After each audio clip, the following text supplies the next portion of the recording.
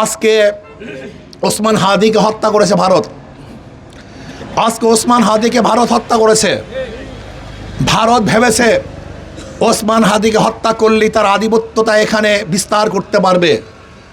আমি ভারতকে বলবো, তুমি ওসমান হাদিকে হত্যা করো নাই, তুমি নিজে হত্যা হয়েছ।